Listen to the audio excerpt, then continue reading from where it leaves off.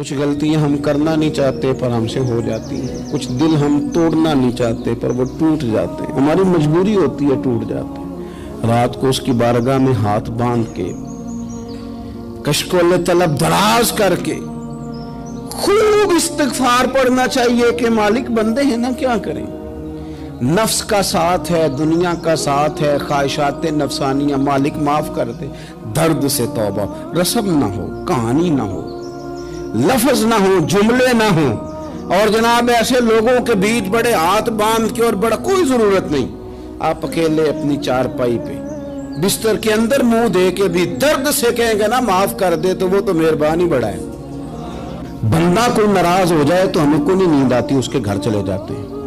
ہم اپنے سارے رشتوں کو، تعلقات کو مینٹین کر کے رکھنے کے عادی ہیں، ہمیں پتہ ہے کہ وہاں میں نہیں جا سکا تو بیٹا بھیجتا ہوں، فلاں شادی پہ میں نہیں جا سکا تو بھتیجا بھیجتا ہوں، بھائی بھیجتا ہوں، ہر تعلق کا ہم نے خیال رکھا کوئی روٹھ نہ جائے۔ لیکن کمال ہے نا، یہ نہیں سوچا کہ اگر رب روٹھ گیا تو جب وہ روٹھ جائے نا تو سارے رشتے بھی بندے کے پاس موجود ہوں تو کوئی کرامت نہیں ہوتا، پھر کروڑوں روپیہ جیب میں ہوں تو ڈاکٹروں کی دوائیاں اثر نہیں کرتی۔ وہ روٹھ جائے تو پھر انسان اس طرح سے پھسلتا ہے کہ بڑے بڑے اس کے پاس دروازے ہوتے ہیں پر کسی جگہ اس کا ہاتھ نہیں لگتا۔ خدا را خیال کریں، دنیا روٹتی ہے تو روٹ جائے، رب رسول ناراض نہ ہونے پائیں، اس کا خیال کریں۔ حضور فرماتے ہیں وہ مسکراتا ہے، اسے خوشی ہوتی ہے جب کوئی اس کا بندہ اس کی طرف رجوع کرتا ہے۔ آپ دیکھیں نا، سارے ڈاکٹروں نے کہہ دیا کہ اس کے تو گردے، معدہ، جگر ہر چیز ختم ہے، گھر لے جاؤ، خدمت کرو، ہر طرف پریشانی ہے۔ وہ بندہ بھی سمجھ گیا ہے کہ آخری وقت آ گیا، کل جاؤں پرسوں جاؤں، تیاری ہو گئی، سب لوگ آ گئے، باہر والے بھی آ گئے، یہ ماحول ایک عجیب رنگ اختیار کر گیا۔ اچانک ایک ڈاکٹر نے آ کے کہا نہیں غلطی لگ گئی تھی۔ مجھے بتائیے انداز کیا ہوتا ہے؟ بغیر دوائی کے بندہ اٹھ کے کھڑا نہیں ہو جاتا، او میں تو بچ گیا ہوں۔ میرے نبی پاک صلی اللہ علیہ وسلم مثال دیتے ہیں، فرمایا ایک آدمی صحرا میں جا رہا، صحابہ سے حضور خطاب کر رہے ہیں، فرمایا ایک آدمی صحرا میں جا رہا تھا، اس نے اپنی اونٹنی پہ کھانا، پانی، پیسے، ہر چیز رکھی ہوئی تھی۔ صحرا تھا بہت بڑا، درمیان صحرا کے گیا تو تھوڑا سا سستانے کے لیے، آرام کرنے کے لیے اونٹنی سے نیچے اترا۔ اب اس نے اونٹنی کی لگام، اونٹنی کی نکیل اپنے سرہانے کے نیچے رکھی، ہاتھ کے ساتھ پکڑی اور سو گیا۔ تھوڑی ہی دیر کے بعد جب اس کی آنکھ کھلی تو دیکھا اونٹنی غائب ہے۔ صحرا میں وہ پیدل نہ آگے جا سکتا ہے، نہ پیچھے جا سکتا ہے، نہ دائیں نہ بائیں، کھانے کو روٹی نہیں، پینے کو پانی کا قطرہ نہیں، تھوڑا ادھر بھاگا ادھر بھاگا، تھک گیا۔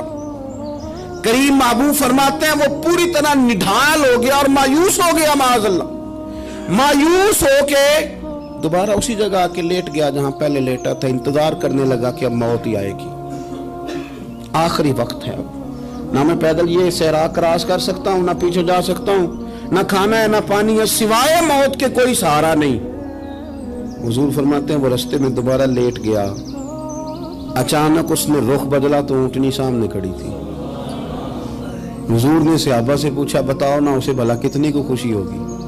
یا رسول اللہ جسے نئی زندگی مل گئی ہے۔ نبی پاک صلی اللہ علیہ وسلم فرمانے لگے اس کی اونٹنی مل گئی، بتاؤ بھلا اسے کتنی خوشی ہوگی؟ یا رسول اللہ وہ تو دوبارہ دنیا میں آ گیا۔ حضور فرمانے لگے اسے کچھ بھی خوشی نہیں ہوئی۔ جب کوئی رب کا گناہگار بندہ آ کے توبہ کرتا ہے، رب کو اس سے کئی گنا زیادہ خوشی ہوتی ہے۔ میرا بندہ آ گیا ہے، میرا بندہ آ گیا ہے، میرے گھر آ گیا۔ اس نے آنسو بہائے ہیں، اس نے کہا اللہ میں تیرا ہی ہوں، تیرا ہی رزق کھاتا ہوں، تیری ہی زمین پہ رہتا ہوں، تیرے نام سے میری سانسیں چلتی ہیں۔ وہ آ گیا، فرمایا اس اونٹنی والے سے زیادہ رب کو خوشی ہوتی ہے جب گناہگار آ کے توبہ کرتا ہے۔ گناہگاروں کے آنسو اس کی بارگاہ میں بڑے مقبول ہیں، لیکن ہم رسم ادا کرتے ہیں، توبہ نہیں کرتے، ہم اپنے آپ کے ساتھ دھوکہ کرتے ہیں، جھوٹ بولتے ہیں۔ ہم نا گناہگاروں پر بھی فتویٰ دینے میں جلدی کرتے ہیں اور نیکی پر بشارت دینے میں بھی جلدی کرتے ہیں، حالانکہ یہ ہماری ذمہ داری نہیں۔ پتہ نہیں اللہ تعالیٰ کس کو کب توفیق توبہ دے کے اپنے قریب کر لے، لیکن بڑی جلدی ہے، بڑی جلدی فتویٰ دینے میں۔ اور یہ فتویٰ صرف مفتیوں کا نہیں رہ گیا، یہ میری طرح کے، آپ کی طرح کے ڈھیروں میں ہوگا جنہوں نے جیب میں فتوے ڈالے ہوئے۔ भाई आपने क्यों जिम्मेदारी ले ली है जन्नत में दाखिल करने की और निकालने की, ये तो मेरे रब करीम का करम है, वो जिसको चाहे जब चाहे जितना चाहे अता करे। लेकिन कुछ लोग ना बड़े पक्के हो गए हैं कि शायद जो मैं सोच रहा हूं वही दुरुस्त है। कभी कभी कुछ चीजें अजीब भी होती हैं, लिहाजा खुदा की रहमत पर भरोसा करके बात करनी चाहिए, अपनी मर्जी के फतवे नहीं दागने चाहिए।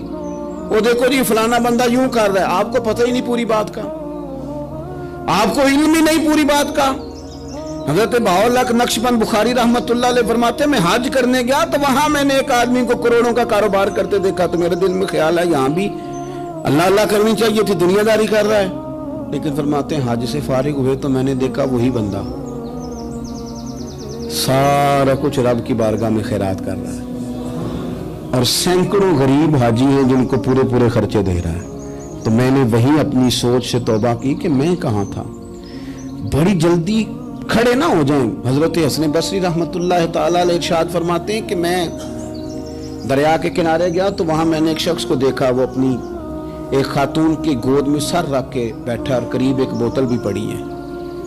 मेरे दिल में माज़ अल्लाह ख्याल आया कि देखो किस अंदाज में एक औरत के साथ ये है और पास बोतल भी पड़ी है, जाने शराब है। कहते मैं सोच ही रहा था कि अचानक की कश्ती आ रही थी दरिया में, वो हिचको लेखा है, कश्ती में 4-5 लोग थे, वो दरिया में डूबने लगे। वो आदमी तेजी से उठा, दरिया में छलांग लगाई, पहले एक को निकाला, फिर दूसरा निकाला, फिर तीसरा निकाला, एक बंदा रह गया। कहने लगा हुजूर मुझे तो आपने गुनहगार समझा है, मैं तो बड़े गलत अंदाज में यहाँ बैठा हूँ, आपने जो सोचा चलेंगे चौथा बंदा आप निकालना है, करे ना ये काम, करे ना ये काम। बड़े भोले भाले बड़े अल्लाह वाले, रियाज आपको बस हम ही जानते हैं, इतनी जल्दी फतवा।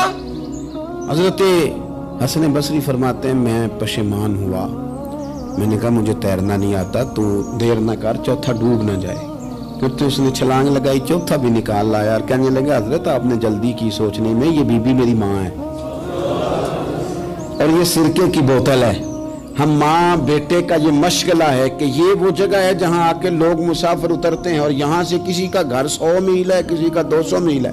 हम सुबह सिरका खजूरें रोटियां लेके यहाँ आते हैं, मुसाफिरों की नौकरी करते हैं, कोई परेशान हो तो मदद करते हैं। हजरत ख्वाजा हसन बसरी फरमाते हैं मैंने माफी मांगी, उनसे भी मांगी, रब से भी मांगी। उन्होंने मांग ली ना, बुजुर्ग थे, पर हमको नहीं तैयार मांगने को।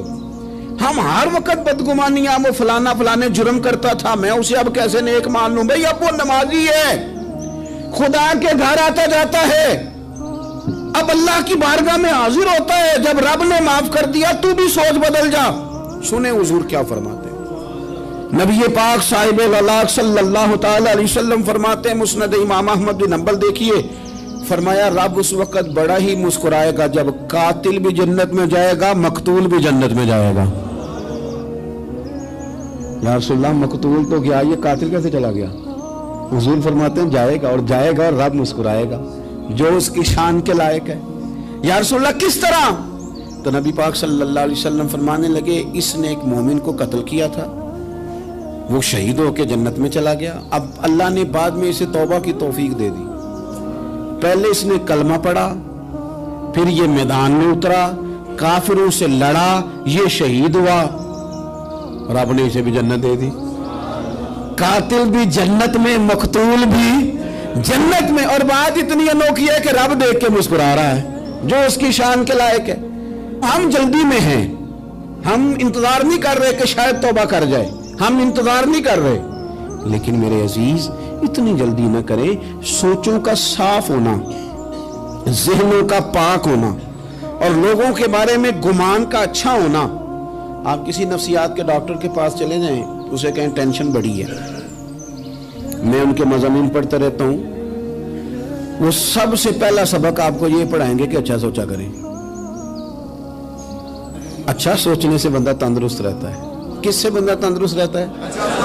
हाँ जी, वाकई। यानी इस वाले पड़ोसी के बारे में भी अच्छा सोचना है घर में, इस वाले के बारे में भी, छोटे भाई के बारे में भी अच्छा सोचना है, और बड़े के बारे में भी अच्छा ही सोचना है। यानी अपनी बरादरी कबीले के बारे में भी अच्छा सोचें, जो कबीले का नहीं उसके बारे में भी चलें, थोड़ा सा अच्छा सोच लें। अपने बारे में तो अच्छा सोचा है, बड़ा मैं कहता हूं कि हम अपनी गलतियों समेत अपने आप से बड़ा प्यार करते हैं, और दूसरे की एक गलती नजर आ जाए तो हमें घिन आने लग जाती है। आप जल्दी न करें, मालिक ने मौका दिया है बंदों को, ना वो किसी का रिज्क छीन रहा है ना सांसें छीन रहा है, वो अपनी जमीन पे चलने भी दे रहा है, रहने भी दे रहा है। तो जब उसने मौका दिया है आप भी थोड़ा मौका दें। अल्लाह बड़ा करीम है, दरवाजे खोलेगा, उसके बंदे उसकी बारगाह तक पहुंचेंगे। बदगुमानियां और फिर बदगुमानियों का उरूज और उस लेवल तक जाके बात कर देने का जहां से खौफ आए कि यार ये बात नहीं करनी चाहिए। कुछ लोगों ने ना पक्का ज़हन बना लिया ये कहने का कि हाथ बड़ा तंग है। पक्का आप जिस वक्त पूछ लें उनका हाथ और बड़ा ही ज़्यादा तंग है।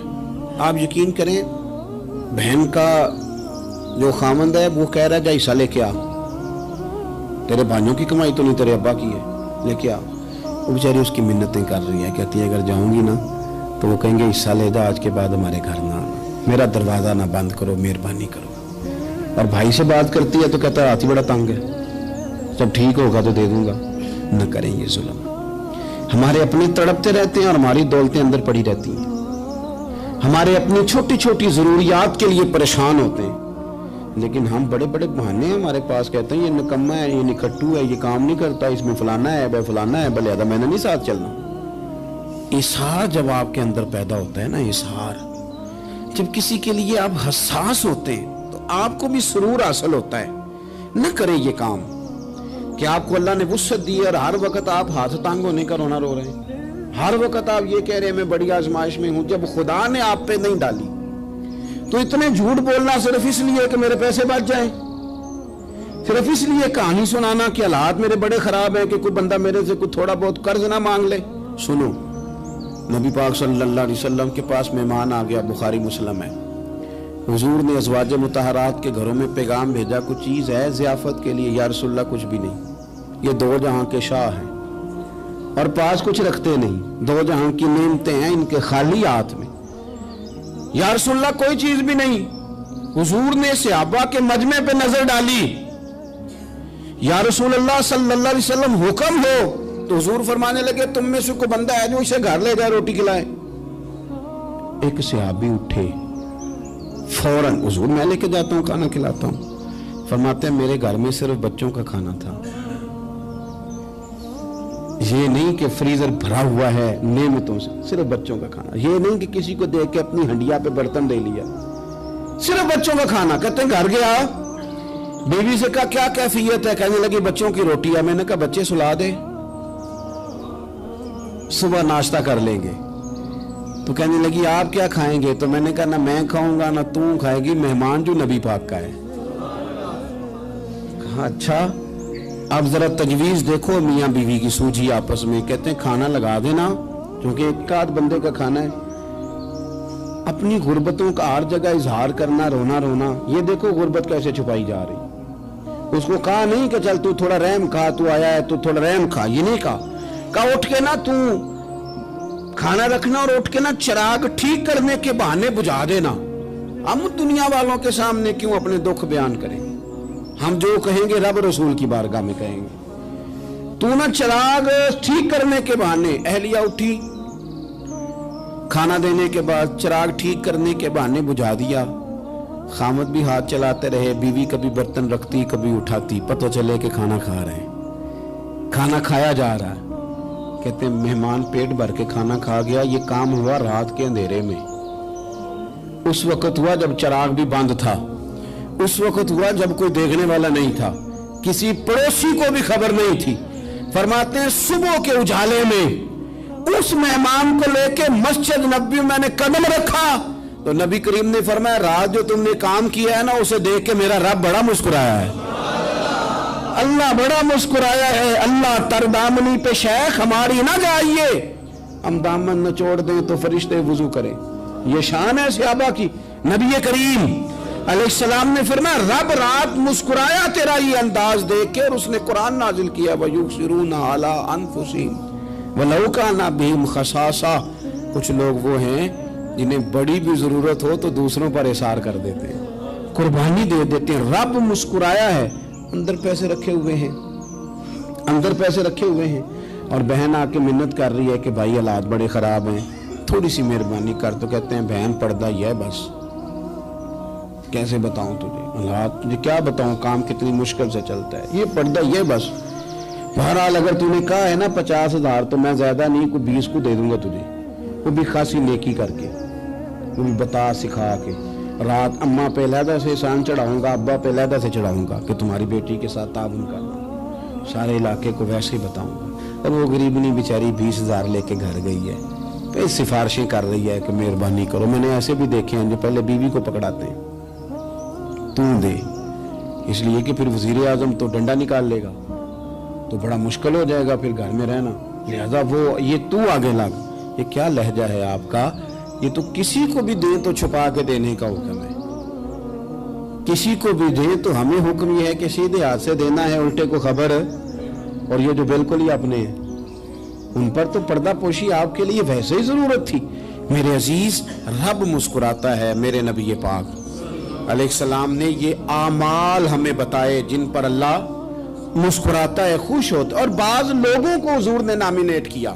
हज़रत साद बिन मुआज़ रज़ी अल्लाह ताला अन्हु अजीम सहाबी थे। ये वो खूबसूरत सहाबियां जिनके जनाजे को कंधा मेरे नबी पाक ने अता फरमाया, हुजूर ने कंधा अता फरमाया। कमाल हो गई, निर्ख बाजारे मोहब्बत का अनोखा ही हो गया, खुद खरीदारों में शामिल आके मौला हो गया।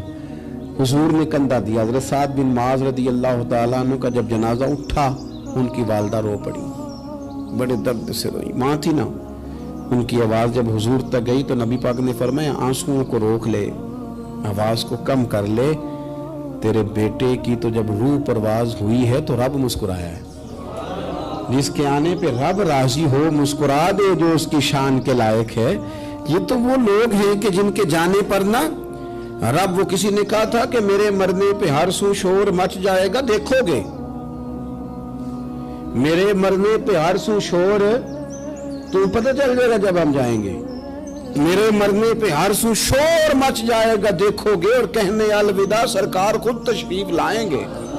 और दरवेश कहने लगे बाद मरन दे मुखड़ा मेरा हो जावे जे ताजा, फिर समझ लेना महबूब मेरे ने आन पड़े है जनाजा। और आशिक का जनाजा है, जरा धूम से निकले और महबूब की गलियों से जरा घूम के निकले।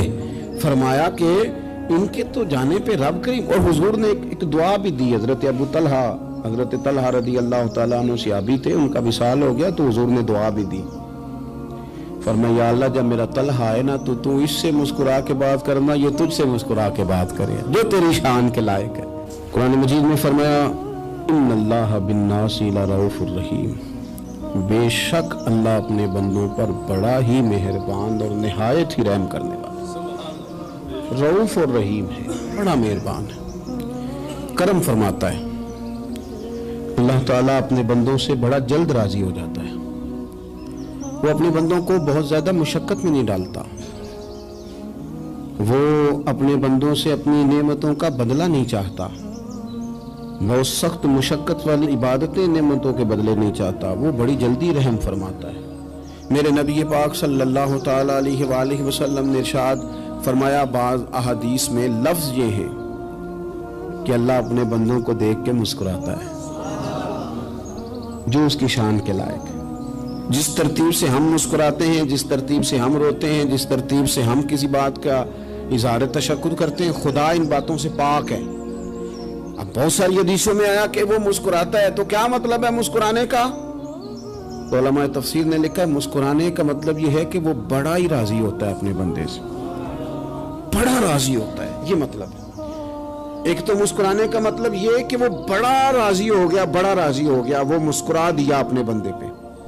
और एक इसका माना खुद नबी पाक सल्लल्लाहु ताला अलैहि वसल्लम ने बयान फरमाया। मुस्नद इमाम अहमद बिन हंबल में हदीस है, हुजूर सैयद आलम अलैहिस्सलाम से सहाबा ने पूछा, या रसूलल्लाह शहीद तो बड़े लोग होते हैं, शहीदों में अफजल कौन है?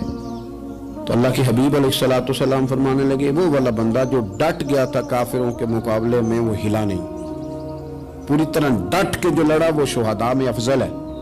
हुजूर फरमाते हैं वो जन्नत के बाला खानों में सैर करेगा और रब उसे देख के मुस्कुराएगा, रब उसे देख के मुस्कुराएगा, अल्लाह ताला मुस्कुराता है उसे देख के।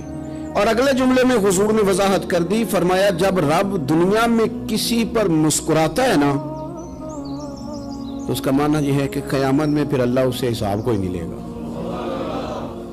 جس پر اللہ دنیا میں مسکرا دیا اس سے کوئی حساب، تو وہ کام ڈھونڈنے چاہیے نا جس سے اللہ مسکرائے۔ ویسے کبھی ہم ایسا کرتے ہیں کہ نہیں کہ کسی کو راضی کیا جائے؟ یہ کام ہم کرتے ہیں کہ ہماری کمپنی کا جو سربراہ ہے وہ ہم سے راضی رہے، جس ادارے میں ہم پڑھاتے ہیں اس ادارے کا بڑا ہم سے راضی رہے۔ یہ کرتے ہیں ہم، اس کے لیے کچھ نہ کچھ ہیلے بہانے ہم کرتے ہیں۔ برادری، قبیلہ، علاقہ، بستی، لوگ کسی طریقے سے ہمارے ساتھ مطمئن رہیں، کرتے ہیں نا یہ سارے کام۔ اس میں تھوڑی مشکل بھی ہمیں آتی ہے لیکن کرتے ہیں، کیا کریں۔ گھر میں بھی کئی دفعہ ایسا ماحول بنانا پڑتا ہے۔ چلیں ایک اور میٹھی مثال دیتے ہیں، زیادہ سمجھ میں آئے گی۔ چھوٹا بچہ خوش رہے، آپ اس کے لیے محنت نہیں کرتے؟ وہ چھوٹا ہے، اس کو خوش کرنا فرض ہے ابا پہ، لیکن وہ کہتا ہے کہ میں نے موٹر سائیکل لینا ہے۔ چھوٹا ہے، چلا ہی نہیں پائے گا، تو ابا پھر اسے راضی کرتا ہے، کہتا ہے بیٹے چھوٹا سائیکل لے لے، چل میں تجھے اڑانے والا جہاز لے دیتا ہوں۔ مقصود کیا ہے کہ اس کو ناراض نہیں کرنا، یہ روئے نہ، اس کا دل نہ ٹوٹے۔ ہو یارو سنو نا میں کیا کہہ رہا ہوں، اگر چھوٹے بچے کے لیے وہ چیزیں ڈھونڈتے ہو، میرے ابا جی نا اپنے نواسے کے لیے کھلونا لے کے آئے تو بچہ بڑا ہی کھیلا تو ابا جی کہنے لگے لو پیسے پورے ہو گئے میرے۔ بچے کو پسند بڑا ہے نا، پیسے پورے کر چھڑے نے، دیکھو نا جی کتنا اس کو راضی ہوا ہے۔ تو انسان کیا کرتا ہے کہ کوشش کرتا ہے، چھوٹا بچہ بھی ناراض نہ ہو تو وہ چیزیں وہ ڈھونڈتا ہے کہ اس کو کیا پسند ہے، چاکلیٹ لے جاؤں، فلاں چیز لے جاؤں، آئس کریم لے جاؤں۔ تو ایک بچے کے لیے، گھر کے لیے، سربراہ کے لیے اتنی محنت کرتے ہو تو وہ کام بھی ہمیں ڈھونڈ کے تلاش کرنے چاہیے نا جس سے رب راضی ہوتا ہے، اللہ راضی ہوتا ہے۔ بتاؤں وہ کون کون سے کام ہیں؟ نبی کریم صلی اللہ تعالی علیہ وسلم نے ارشاد فرمایا 3 لوگ ہیں جنہیں دیکھ کے رب مسکراتا ہے۔ یا رسول اللہ صلی اللہ علیہ وسلم وہ کون کون سے؟ تو محبوب فرمانے لگے ایک وہ بندہ ساری مخلوق سوئی ہے، آدھی رات ہے، رات کا پچھلا پہر ہے، اس نے اٹھ کے وضو کر لیا، مصلی پہ کھڑا ہو گیا خدا کی یاد میں، فرمایا اسے دیکھ کے رب مسکراتا ہے جو اس کی شان کے لائق ہے۔ مسکراتا ہے اللہ۔ یہ تو سونے کا ٹائم تھا، یہ تو گہری نیند آنے کا وقت تھا، رات کا پچھلا پہر۔ رات پوے تے بے درداں نو نیند پیاری آوے، تے درد منداں نو یاد سجن دی ستیاں بھی آن جگاوے۔ اور ساون کی کالی راتوں میں جب بوندا باندی ہوتی ہے، وہ راتوں کو اٹھ روتے ہیں جب خلقت ساری سوتی ہے، اللہ مسکراتا ہے۔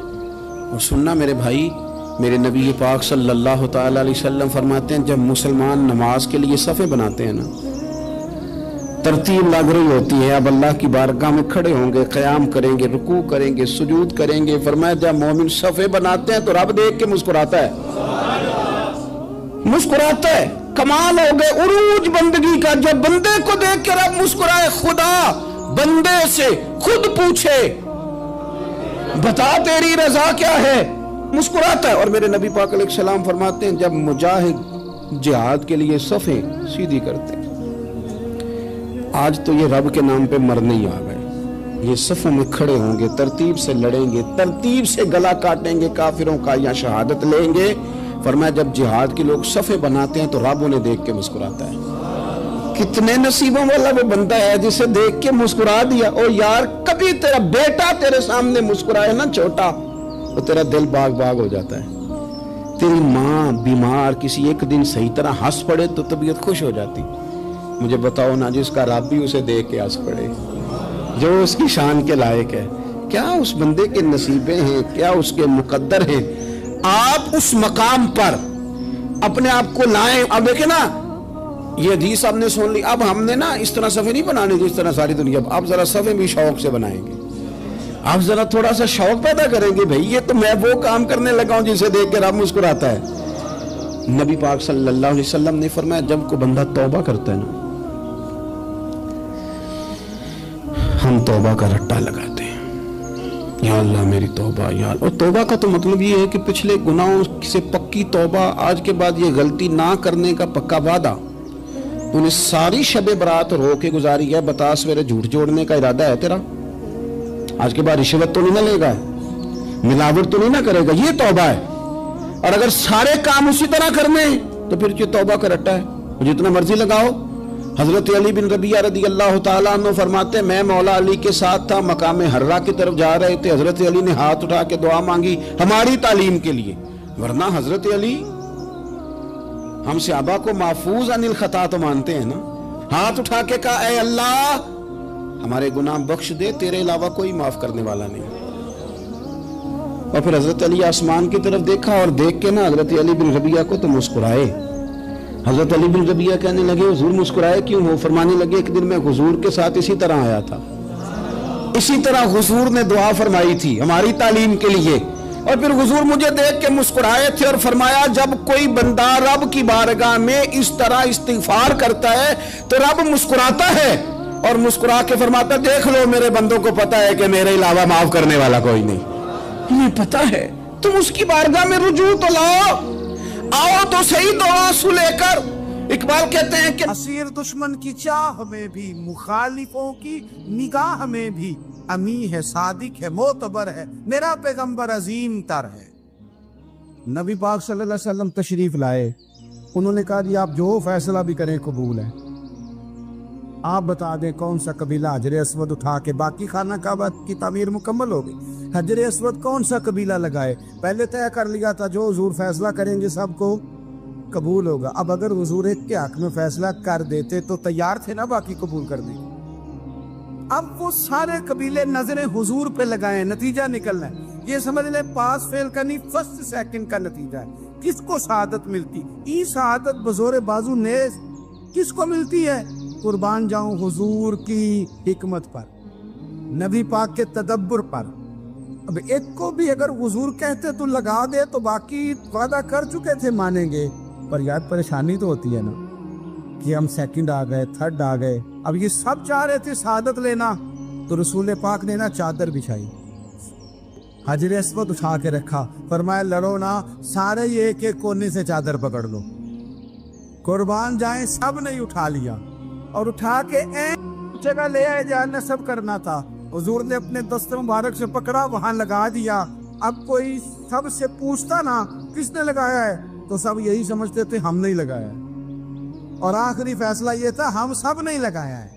یہ حکمت ہے رسول پاک کی، تیرے آگے ہے یوں دبے لچے فصحا عرب کے بڑے بڑے، کوئی جان منہ میں زبان نہیں بلکہ جسم میں جان نہیں۔ نبی پاک علیہ السلام نے فرمایا جو نماز تم اپنے گھر کے اندر پڑھو گے ایک نماز کا اللہ تمہیں ثواب دے گا، جماعت کے ساتھ پڑھو گے تو 27 نمازوں کا ثواب، لیکن فرمایا وہی نماز اگر تم میری مسجد نبوی میں آ کے پڑھو گے تو اللہ 50,000 نمازوں کا ثواب عطا کرے گا، 50,000 نمازوں کا۔ اور مدینے والے حبیب فرمانے لگے وہی نماز اگر تم نے بیت اللہ میں آ کے پڑھی تو نماز ایک ہوگی، لیکن رب تمہیں 1,00,000 نماز کا ثواب عطا فرمائے۔ اب یہ فضیلت حضور نے بیان کی، فضیلت دیکھیں، اللہ تعالیٰ کی رحمتیں ہر جگہ برستی، یہاں کب برسیں گی ہمیں کوئی پتہ نہیں، تقریر کے وقت، خطبے کے وقت، نماز کے وقت، دعا کب برسیں گی نہیں پتہ، لیکن خانہ کعبہ کا جو معاملہ ہے اور وہاں جو رحمت کا معاملہ ہے، ملا رومی فرماتے ہیں کہ خدا کی رحمت اگر تجھے اتنی مل جائے نا قطرے کے برابر بھی، تو سمجھ لے تیری دنیا بھی بن گئی اور تیری آخرت بھی بن گئی۔ اب میرے نبی پاک علیہ السلام کی حدیث سنیں، حضور فرماتے ہیں روزانہ بیت اللہ شریف پر اللہ کی 120 رحمتوں کا نزول ہوتا ہے۔ یا رسول اللہ کس وقت ہوتا ہے؟ فجر کے وقت، ظہر کے وقت، عصر کے وقت، طواف کے وقت، نماز کے وقت، کب؟ تو حضور نے طے کر کے بتایا، فرمایا 120 رحمتیں اللہ خانہ کعبہ پہ نازل فرماتے ہیں۔ یا رسول اللہ کب؟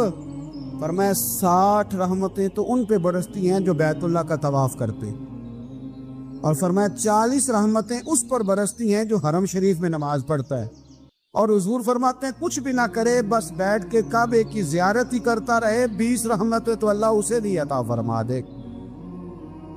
کتنی مقدس جگہ ہے، وہاں جانے کا ذوق، وہاں جانے کی تڑپ، وہاں جانے کا شوق۔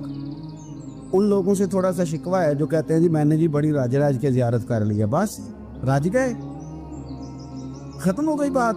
سنو، نبی پاک علیہ السلام نے 53 سال حیات ظاہرہ کے وہاں گزارے، 53 سال، لیکن جناب صدیق اکبر رضی اللہ تعالیٰ عنہ فرماتے ہیں قربان جاؤں جس رات میرے کریم محبوب علیہ السلام ہجرت کی رات مکہ مکرمہ سے نکل رہے تھے تو حضور پلٹ پلٹ کے بیت اللہ کو دیکھتے، حضور پلٹ پلٹ کے دیکھتے تھے، اور پھر میرے محبوب کریم علیہ السلام نے پلٹ کے کعبے کی طرف دیکھ کے فرمایا بیت اللہ تو مجھے بڑا ہی پیارا ہے، تو مجھے بڑا ہی پیارا ہے، اے شہر مکہ تو مجھے بڑا ہی پیارا ہے۔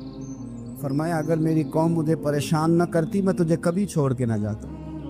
53 سال رہنے کے باوجود بھی حضور کا بیت اللہ سے پیار، نبی پاک کی اس شہر کے ساتھ وابستگی، وہ دلچسپی، وہ ذوق، وہ شوق، وہ کیفیات کیوں مان پڑتے جا رہے ہیں ہمارے جذبے؟ ہمارے سیاست کی باتیں روز ہونے لگی ہیں، بحثوں کی باتیں روز ہوتی، لیکن اپنا عشق مضبوط کرنے کی بات، آپ یقین کریں یہ جو عشق ہوتا ہے یہ بندے کو آزاد کر دیتا ہے، یہ بندے کو عشق آزاد کر دیتا ہے۔ اعلیٰ حضرت فرماتے ہیں اے عشق تیرے صدقے جلنے سے چھٹے سستے، جو آگ بجھا دے گی وہ آگ لگائی ہے۔ اور علامہ اقبال کہنے لگے اقبال سمجھاتے ہیں، وہ کہتے ہیں بجھی عشق کی آگ اندھیر ہے، اب مسلمان نہیں اب خاک کا ڈھیر ہے۔ کہتے ہیں بغیر عشق کے نا کوئی کام بھی، نماز بھی بغیر عشق کے پڑھی جاتی ہے تو کوئی مزہ ہی نہیں دیتی، بندے کہتے ہیں دل ہی نہیں لگتا، پیری مریدی ہے بغیر عشق کے ایسی رسم رسمی ہے، ٹھیک ہے گزارا چل رہا ہے، قرآن شریف کی تلاوت ہے تو بغیر عشق کے کیسے کیفیات چلیں گی؟ اللہ رسول کے ساتھ پیار ہے تو کوئی دلچسپی نہیں، کوئی شوق نہیں، کوئی کیفیت۔ آپ یقین کریں کچھ بندوں پہ بندے کو تڑپ آ جاتی ہے، شوق آ جاتا ہے، یار یہ اس کو کیسے نکالیں، یہ کس طرح کا پیار کرتے ہیں، آ کے بیٹھا رہتا ہے، چپ کر کے بیٹھا رہتا ہے، کہتا ہے جی کوئی کام نہیں بس 10 منٹ ملنا ہے، بندے کو اس بندے پر ویسے ہی پیار آ جاتا ہے۔ کچھ ایسے سنگی ہوتے ہیں جو آستانوں پہ 10 چکر لگا کے آتے ہیں، شکوہ نہیں کرتے کہ میں 100 دفعہ بھی آیا ہوں فلانے حضرت ملے نہیں، وہ وارفتگی ہے، وہ شوق ہے ہمارا۔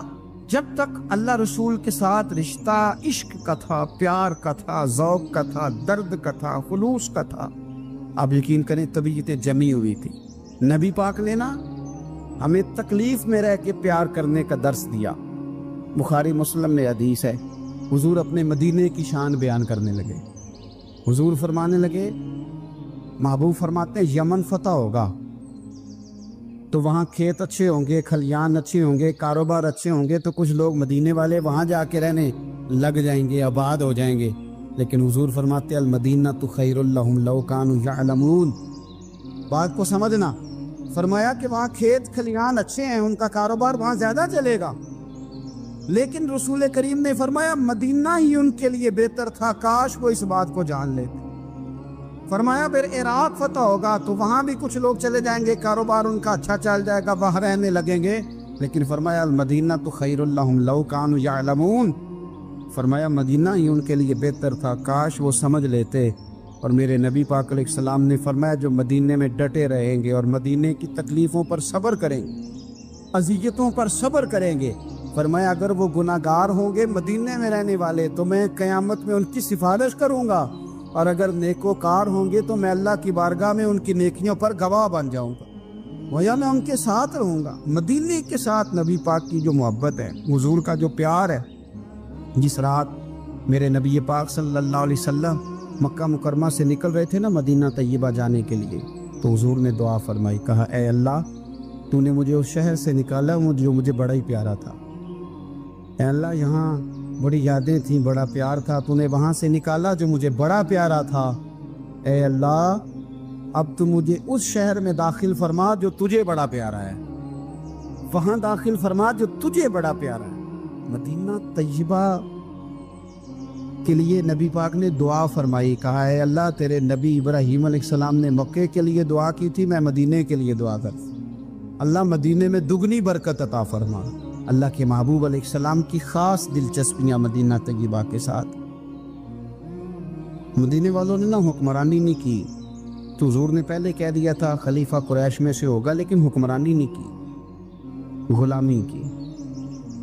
مدینے والوں نے نبی پاک کے دروازے کی گدائی کی، مدینے والے ہر میدان میں حضور کے سامنے کھڑے ہوئے دشمن کے مقابلے میں، مدینے والوں نے پیار کیا، اس لیے میرے نبی پاک علیہ الصلوۃ والسلام نے فرمایا اگر لوگوں کے دو گروہ ہو گئے، دو لائنوں میں لوگ چلنے لگے، ایک لائن ادھر چل رہی ہے ایک ادھر چل رہی ہے، تو حضور فرماتے ہیں میں تو اس لائن میں چلوں گا، اس قطار میں چلوں گا جس میں مدینے کے لوگ چل رہے ہوں۔ انصار مدینہ کے ساتھ حضور کا پیار، اس شہر کے ساتھ حضور کی دلچسپیاں، پیار دیکھیں نا، بندہ جب اپنے گھر واپس لوٹ کے آتا ہے تو شوق ہوتا ہے ذرا جلدی سے نا گھر پہنچ جاؤں، ذرا تھوڑا جلدی چلا جاؤں۔ کئی سفر سے آئے، صحابہ فرماتے ہیں کہ جب نبی پاک کسی جنگ سے، جہاد سے، سفر سے لوٹتے، مدینے کی عمارتیں نظر آتی تو گھوڑا تیز کر لیتے، اپنے اندر نا یہ ذوق پیدا کریں، یہ پیار پیدا کریں۔ آپ یقین کریں کوئی ٹھنڈے ٹھنڈے مسلمان، وہ کوئی کیفیت نہیں، صبح سے شام تک میں دوستوں سے کہا کرتا ہوں الحمدللہ کبھی ایک آیت پڑھ لینا قرآن پاک کی ترجمہ و تفسیر کے ساتھ تو سارا دن وہ گھومتی رہتی ہے دماغ میں، رات کو اس کا ذائقہ رہتا ہے روح میں۔ تو جب میں اور آپ سارا دن پڑھیں، سیاست کریں، سیاست سنائیں، کہانیاں کریں، غیبتیں، پھر دماغ میں الٹے سیدھے خیالات ہی آنے ہیں۔ تو اگر صبح اٹھتے ہی سب سے پہلے مدینے والے کی ایک نعت سنی جائے اور شام کو سوتے وقت بھی ایک نعت سنی جائے، ایک نعت نعمتیں بانٹتا جس سمت وہ ذیشان گیا، اس طرف منشی رحمت کا قلم دان گیا، تجھے جانا تجھے مانا نہ رکھا غیر سے کام، للہ الحمد میں دنیا سے مسلمان گیا۔ تو اگر یہ ذوق بنا لیا جائے تو انشاءاللہ رات کو بھی آپ کو نا مدینہ ہی نظر آئے گا، انشاءاللہ خواب میں بھی آپ ٹکٹنگ کرا رہے ہوں گے، آپ ویزا ہی لگوا رہے ہوں گے، لیکن شرط یہ ہے کہ وہ کیفیت ہو، وہ پریم ہو، وہ پیار ہو۔ مدینے والوں نے بڑی غلامی کی، کبھی کوئی شکوہ نہیں کیا، ویسے کبھی کبھی اللہ موقع بناتا تھا، کبھی کبھی نا مدینہ شریف میں ایسے ہوتا تھا کبھی کبھار۔ ایک دفعہ نا جب کچھ علاقے فتح ہوئے تو بڑا مال آیا فتح مکہ کے بعد، تو بخاری مسلم میں حدیث ہے، اسلام کے اندر یہ ہوتا ہے کہ جو نیا کلمہ پڑھتا تھا اسے مال غنیمت میں سے زیادہ حصہ دیا جاتا تھا، اس کو کہتے ہیں مؤلفۃ القلوب، تالیف قلب کے لیے۔ تو چونکہ یہ قانون تھا تو نبی پاک صلی اللہ علیہ وسلم نے نا مکے والوں کو ذرا مال تھوڑا زیادہ دیا۔ مدینے میں سے ایک آدھ نوجوان نے کہا کہ حضور نا آپ اپنے رشتہ داروں کی طرف توجہ زیادہ کرنے لگے، یہ بھی محبت کی جنگ ہوتی ہے نا، قربان جائیں۔ حضور سید عالم علیہ السلام تک بات پہنچی اور اسی طرح پہنچی کہ ایک آدھ نوجوان نے بات کی ہے۔ نبی پاک علیہ السلام نے ترکی خیمہ لگوایا، فرمایا مکے والا کوئی نہ آئے، صرف مدینے والے آئیں۔ سارے حضور کے سامنے بیٹھ گئے، ذرا منظر دیکھنا، حضرت ابو ایوب انصاری رضی اللہ تعالیٰ عنہ سے لے کر سارے انصار۔ حضور نے فرمایا ابھی میں نے سنا ہے تم میں سے کچھ نے کہا ہے کہ حضور اپنے رشتہ داروں کو زیادہ دینے لگے۔ رو پڑے مدینے والے، یا رسول اللہ وہ تو ایک نوجوان نے غلطی۔ فرمایا نہیں تم کہہ سکتے ہو کہ یا رسول اللہ صلی اللہ علیہ وسلم مکے والوں نے تو آپ کو تکلیف دی تھی، ہم نے آپ کو ٹھہرایا، تم کہہ سکتے ہو چونکہ تم نے ٹھہرایا تھا۔ مدینے والے رونے لگے کہ یا رسول اللہ ہم کون ہوتے ہیں ٹھہرانے والے، وہ تو آپ آئے، اللہ نے مدینے کو شانیں عطا کر دی۔ میرے محبوب نے فرمایا تم کہو نا کہ یا رسول اللہ مکے والے تو بدر میں تلواریں لے کے آ گئے تھے، ہم تھے جنہوں نے سینے پیش کیے تھے۔ وہ رو رہے ہیں، نہیں حضور ایسا تو نہیں ہے، وہ تو آپ نے مہربانی کی تو بدر میں ہم میں سے کچھ شہید ہو گئے، کچھ غازی بن گئے کی برکت سے۔ حضور نے فرمایا تم کہو کہ احد کے میدان میں انہوں نے پتھر مارے تھے، ہم نے سینہ پیش کیا تھا۔ حضور بھی رونے لگے، مدینے والے بھی رونے لگے۔ نبی کریم نے فرمایا تم کہو کہ جانے ہم نے قربان کی، تم کہو کہ حضور ایک قربانیاں ہم نے دی، کہہ سکتے ہو تم نے دی ہیں، ہمارا حق بنتا ہے کہو۔ اور جب رو رو کے بے حال ہو گئے تو سرکار بھی روئے، کھل کے روئے، پھر آنسو پونچھے اور کریم رسول فرمانے لگے وہ بھولے مدینے والو، کیا تم یہ نہیں پسند کرتے کہ لوگ جب اپنے گھروں میں جائیں تو بھیڑ بکریاں لے کے جائیں، اور جب مدینے والے اپنے گھر جائیں تو اللہ کے رسول کو ساتھ لے کے جائیں؟ تم یہ نہیں پسند کرتے کہ تمہارے ساتھ میں جاؤں؟ یہ نہیں تمہارا شوق؟ دیکھو کسی کے حصے میں کچھ آیا، کسی کے حصے میں کچھ آیا، کسی کے حصے میں کچھ آیا۔ مدینے والے وہ لوگ ہیں جن کے حصے میں اللہ کا پیارا حبیب آیا، تمہیں رسول کریم ملے، تم کتنے خوش بخت ہو، کتنے خوش نصیب ہو۔ تمہیں نبی پاک کا ساتھ ملا؟ حضور ہے، یہ ہے ارض جنت، یہ طیبہ کی زمین ہے، جنت بھی یہیں اور مال کے جنت بھی